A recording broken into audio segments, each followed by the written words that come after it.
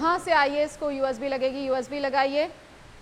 सबसे पहला टॉपिक है इसका इलेक्ट्रोमैग्नेटिक रेडिएशंस, ठीक है।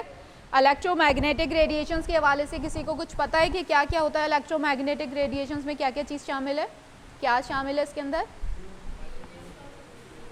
जी सॉरी आवाज़ नहीं आ रही अभी। सेल फोन शामिल है। अच्छा, इलेक्ट्रोमैग्नेटिक रेडिएशंस के हवाले से इन्होंने अच्छा एग्जाम्पल के तौर पे इन्होंने सेल फोन बता दिया। मैं रेज या वेव्स जो आप कहते हैं कि उसके बारे में पूछ रही थी कि वो इस किस्म की जो रेज या वेव्स के जो नेम्स हैं उनके बारे में आप लोग जानते हैं कौन कौन सी शामिल होगी इसके अंदर इलेक्ट्रोमैग्नेटिक रेडिएशन?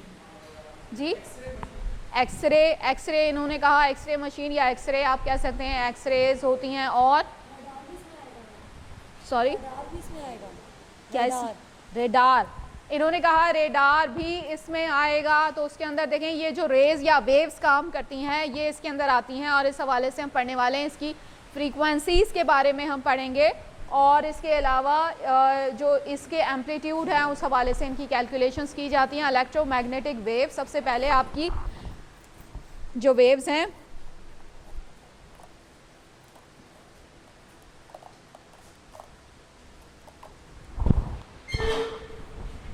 इसमें हमारे पास ultra violet waves, ultra violet rays जो आती हैं, आपको पता है अल्ट्रा वायलेट रेज जब हम सन की बारे में पढ़ रहे थे चैप्टर में, तो उसमें हमने अल्ट्रा वायलेट वेव्स के बारे में पढ़ा था, हमने रेडिएशंस के बारे में पढ़ा था, गैमा रेज के बारे में जानते हैं आप लोग, अल्फा बीटा गैमा ये रेज होती हैं। जो गैमा रेज होती हैं ये होती हैं आपकी इंफ्रारेड होता है, ठीक है, वो आपको विजिबल नहीं होता, नज़र नहीं आता, लेकिन वो भी इस तरह से जो है वो सफ़र करती हैं। तो ये इन सारी चीज़ों के बारे में, ये सब इलेक्ट्रोमैग्नेटिक रेडिएशन का या इलेक्ट्रोमैग्नेटिक वेव्स का हिस्सा होते हैं। तो इन सब के बारे में हम पढ़ने वाले हैं। तो हम आ जाते हैं अपने चैप्टर के ऊपर, विच इज़, हाँ पेज नंबर बताइए मुझे जी। इलेक्ट्रोमैग्नेटिक रेडिएशंस और इनकी प्रॉपर्टीज़ में सबसे पहले देखो, जो आप इस तरह वेव आपकी ट्रेवल कर रही है,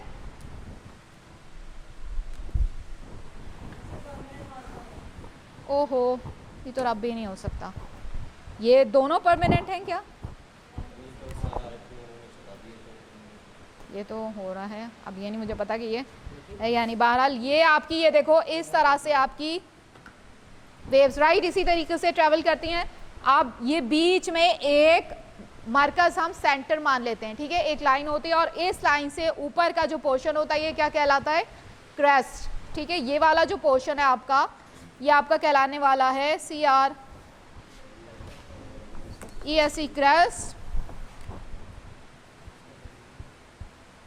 क्रेस्ट, और ये वाला जो पोर्शन है आपका ये क्या कहलाने वाला है? ट्राफ। क्रेस्ट, ये ऊपर वाला जो पोर्शन है ये क्रेस्ट, नीचे वाला पोर्शन आपका ट्राफ, ठीक है। अच्छा, इन दोनों के दरमियान ये जो दो क्रेस्ट होते हैं, इन दोनों के दरमियान इनकी सबसे अपर मोस्ट जो साइड होती है, इन दोनों के दरमियान के फ़र्क को हम क्या बोलते हैं? वेवलेंथ, ठीक है। ये वेवलेंथ है आपकी, यानी ये वेवलेंथ डिपेंड करता है, ये छोटी भी हो सकती हैं और बड़ी भी हो सकती हैं। तो ये जो सबसे ज़्यादा छोटी होंगी इसका मतलब है कि फ्रीक्वेंसी क्या है? बहुत ज़्यादा है, बहुत तेज़ी से यूं यूं यूं यूं हो रही हैं, ठीक है। कुछ होंगी ऐसे, ठीक है, यूं करती हुई जाएंगी, फिर यूं यूं होना शुरू होंगी, फिर यूं यूं यूं बहुत ज़्यादा। तो जो बहुत ज़्यादा इस तरह हो रही है उसका मतलब है उनकी फ्रीक्वेंसी क्या है? हायर है। हायर जब फ्रीक्वेंसी की बात करेंगे तो ये बहुत जल्दी जल्दी यूं यूं हो रही हैं, ठीक है, इनकी फ्रीक्वेंसी ज़्यादा है, थोड़ी लो हुई और फिर यूं यूं करते हुए आ रही हैं, तो फ्रीक्वेंसी दूर, इनकी वेव लेंथ ज़्यादा होती है, फ्रीक्वेंसी कम होती है, और वेव लेंथ कम होती चली जाती है तो फ्रीक्वेंसी ज़्यादा होती चली जाती है। अच्छा, इसी तरह से जो रेज हैं जिनको हम बर्दाश्त कर सकते हैं उनकी फ्रीक्वेंसी क्या होती है? कम होती है, ठीक है। तो ये जो रेडियो वेव्स आएंगी आपकी, रेडियो वेव्स का मतलब जो हम सोच सकते हैं, इसके अलावा रेडियो वेव से एक जगह से दूसरी जगह जो बात ट्रांसफ़र की जाती है, ये वाली, जब ये वाली वेव्स आएंगी तो ये इस तरफ आएंगी कम की तरफ, जिनको हम बर्दाश्त कर सकते हैं, ठीक है। इसके अलावा जैसे जैसे बढ़ती जाएंगी तो इसमें दूसरी चीज़ें शामिल होती जाएंगी। इंफ्रारेड हो गई, जिनकी थोड़ी सी ज़्यादा होगी, हमें नज़र नहीं आती हैं, ठीक है। कुछ विजिबल लाइट्स होंगी जो हमें नज़र आती हैं, जो हम बर्दाश्त कर सकते हैं, इंफ्रारेड होंगी। और जैसे जैसे आप ये जाते जाएंगे एक्स रेज आ जाएंगी, ठीक है। आम आँख से हम देख नहीं सकते लेकिन उनकी फ्रीक्वेंसी तेज़ होती है और वो हार्मफुल भी होती है। कहते हैं एक्स रेज जो लोग करवाते हैं वो भी कम से कम करवाएं, क्योंकि वो सारे बॉडी के अंदर जाती हैं तो वो जो है वो पावरफुल होती हैं बहुत ज़्यादा, और उससे ज़्यादा जो और की तरफ आप चले जाएंगे तो फिर वो गैमा रेज और वो वाली रेज, अल्ट्रा वायलेट रेज के जिनको रोक रही है कौन, हम तक पहुंचने से। सूरज तो ये सारी रेडिएशंस खारिज कर रही है, लेकिन उनको हम तक पहुंचने से कोई रोक रहा है कौन, ओजोन लेयर रोक रही है, ठीक है। ओजोन लेयर हमें जो है वो बिल्कुल यहाँ तक पहुँचने नहीं दे रही, ठीक है। ये आपकी कुछ रेडिएशन थी जो पहुँच रही हैं और इनको नहीं, ये हम लगा लेते हैं कौन, ये उठाओ ज़रा इसको और यूज़ करना शुरू करो। वहाँ पे है, इधर आओ पहले तो कॉर्नर के ऊपर, यहाँ से मीडिया हाँ ऑन करेंगे हम, और इधर लाइए बिल्कुल कॉर्नर, ये जो एरो बना हुआ है, और एरो पे ले आओ, हाँ अब नीचे मीडिया पे ले आओ, हाँ अब इसको करो क्लिक जी। अब हमारे पास ये वाली फाइल्स आ गई और इसमें हम जाएंगे, GSA की फाइल देखो है इसके अंदर, CSS कॉर्नर की आएगी या GSA की, इन दोनों में से एक फाइल आएगी, GSA आएगी आई थिंक, USB ड्राइव, हाँ ये जाओ यहाँ क्लिक करो, हाँ अब यहाँ के ऊपर आपका वो रहा जर्नल साइंस जी, जर्नल साइंस GSA, हाँ यस। अब इसके अंदर आपने निकालना है आज का सबसे पहला टॉपिक इलेक्ट्रोमैग्नेटिक रेडिएशन, ये देखो डॉक्स की शक्ल में मौजूद है, ई के ऊपर आ जाइए, नीचे आओ और जी, और ई पे चले जाइए, ई तक, सी आ रहा है अभी, सी के बाद डी के बाद ई जी, ई आ गया आपका। अब यहाँ देखना शुरू करो, इलेक्ट्रोमैग्नेटिक रेडिएशन हो रहा,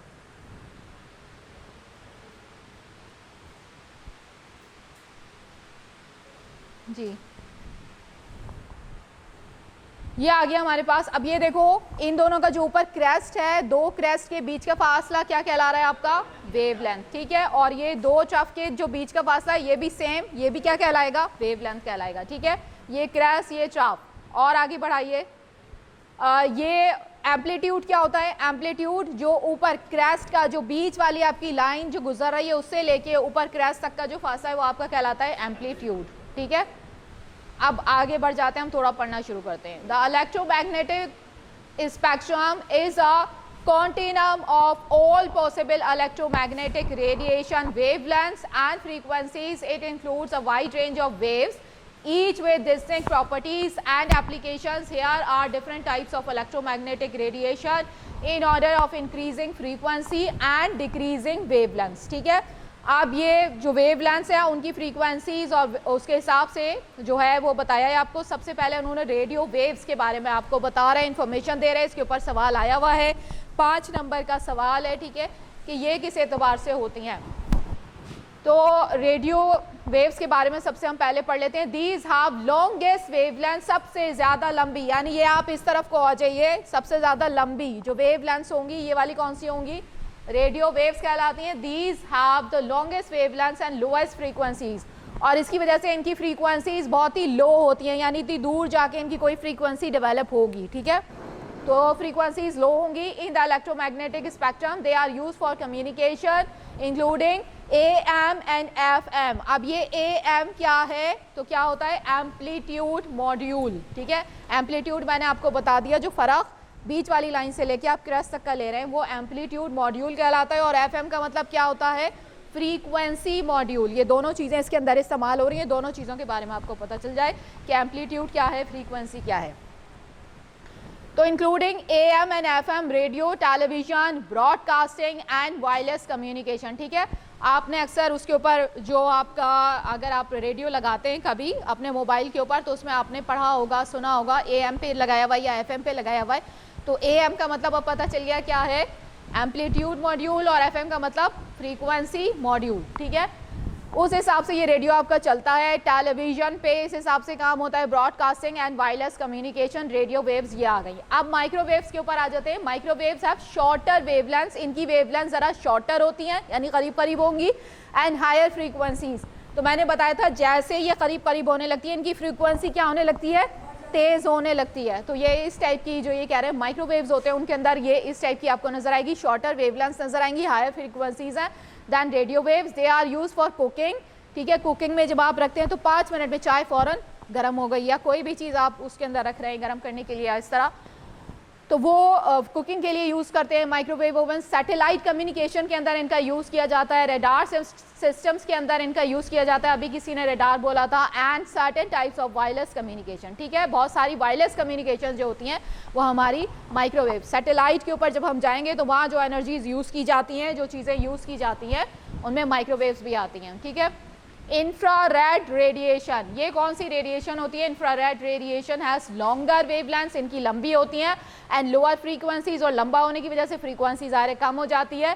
then visible light, it is associated with heat and is use in application such as thermal imaging, ठीक है। हीट के तौर पे आप इसको इस्तेमाल कर सकते हैं इंफ्रारेड रेडिएशन को, थर्मल इमेजिंग के लिए, रिमोट सेंसिंग के लिए, एंड इंफ्रारेड स्पेक्ट्रोस्कोपी के लिए। जो सैटेलाइट्स हम बाहर से छोड़ते हैं हवा में, फ़ज़ा में, तो वो क्या कर रही होती है स्पेस में, जब हम छोड़ते हैं तो वो अंदर का जो हमारी ज़मीन का है उसके इमेजेस भी खींच के हमें दे रही होती हैं, और ये वाला काम भी कर रही होती हैं। तो ये इंफ्रारेड रेडिएशंस की मदद से पॉसिबल हो सकता है जी। Visible light is the portion of the electromagnetic spectrum that can be detected by human eye. It consists of different colors with varying wavelengths. ये मुख्तलिफ रोशनियों पे, जिस तरह आपको पता है कलर्स पे मुनसर होता है, वेरिंग वेवलेंथ्स, उनकी जो वेवलेंथ्स है वो अलग अलग होती हैं, from red longest wavelength to violet, ठीक है, रेड से लेके वॉयलेट तक जो आप देखते हैं shortest wavelength. Each colour corresponds to a specific range of wavelengths. ये वेवलेंथ्स के हिसाब से हर कलर की अपनी एक जो है आइडियोलॉजी होती है। Ultra violet radiation, UV waves आप अक्सर बहुत सारी चीज़ों में पढ़ने वाले हैं, सैटेलाइट में भी पढ़ेंगे, सन जो एनर्जी होती है उसके अंदर भी पढ़ेंगे। तो ultra violet radiation has shorter wavelengths, इनकी वेवलेंथ्स शॉर्टर होगी, और हायर फ्रीक्वेंसी ज़ाहिर है यूं तेज़ी से होंगी तो हायर फ्रीक्वेंसीज हायर होंगी, वेवलेंथ छोटी छोटी होंगी, करीब फ़ौरन यूं। तो it is often associated with training and sunburns, but tanning and sunburns, but it also has applications in germicidal lamps, forensic analysis and astronomy, ठीक है। एस्ट्रोनॉमी की जब हम चीज़ें ऊपर मुशाहिदा कर रहे होते हैं बाहर जिस स्पेस में क्या हो रहा है, जर्मिसाइडल लैम्प्स बनते हैं, इससे फोरेंसिक एनालिसिस वगैरह जो हम कर रहे होते हैं उसके अंदर इस्तेमाल होती हैं ये अल्ट्रा वायलेट रेडिएशंस। एक्सरेज क्या होती हैं? इनका भी मेडिकल पर्पस होता है ज़ाहिर है, इसके लिए एनालिसिस के लिए।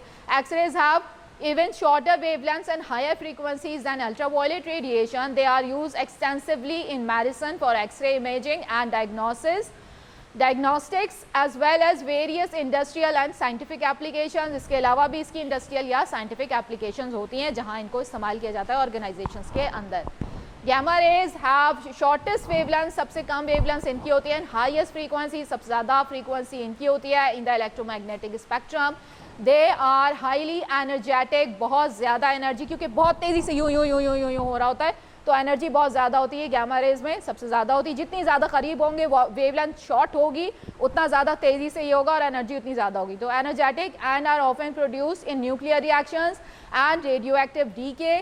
Gamma rays are used in medical imaging, PET scans, cancer treatment and study of high energy astrophysical phenomena।